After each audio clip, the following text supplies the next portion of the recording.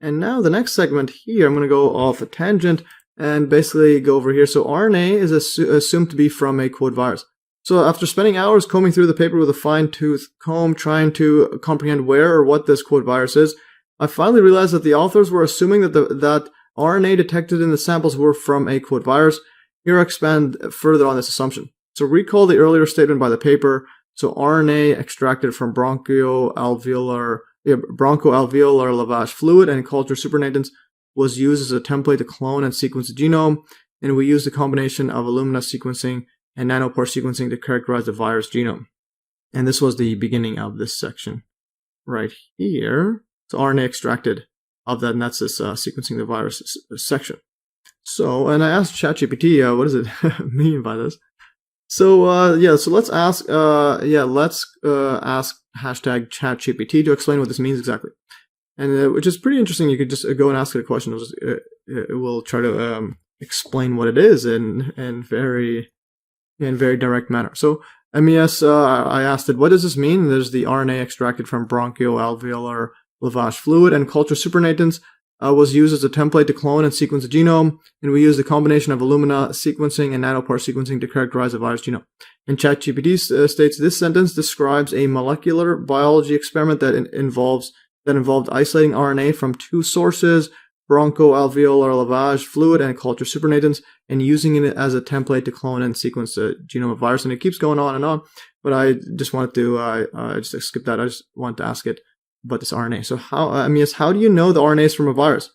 And then right here I forgot to write out, ChatGPT. So ChatGPT, in the sentence you provided, the assumption is that the RNA extracted from bronchoalveolar lavage fluid and culture supernatants contains viral RNA. This assumption is based on prior knowledge or suspicion that the samples contain a viral infection, or that researchers were specifically looking for viral RNA. So in general, the presence of viral RNA in a biological sample can be confirmed through several methods, including PCR-based assays. These assays use specific primers that are designed to amplify regions of viral RNA or DNA, allowing for the detection of viral genetic material in the sample. And then sequencing, once viral RNA has been detected and amplified, the sequence of the RNA can be determined and compared to known viral sequences in databases, allowing for the identification of the specific virus.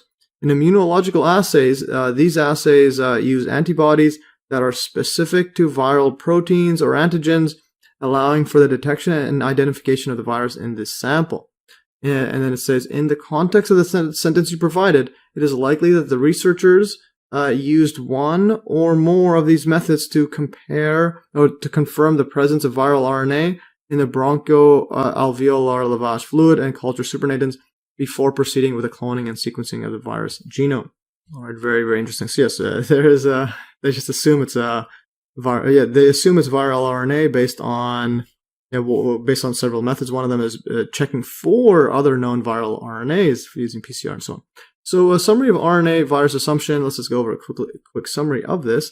So let's quickly summarize the ChatGPT explanations for the assumption of RNA being from viral origin, or quote viral origin. So RNA obtained from patient samples or cell cultures may be assumed to be from a virus if observations that the sample contain a quote viral infection, such as from observing with cytopathic effects, and viral RNA specifically being searched for. So if you're searching for it and you find these sequences, you're assuming it's a virus.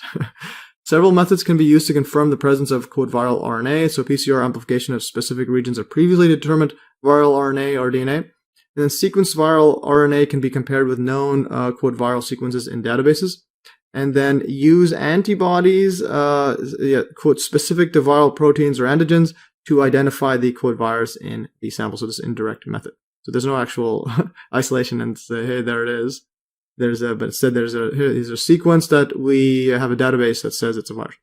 So these are some interesting concepts which will need to be explored in more detail in a future video. Nonetheless, it still remains, put this here.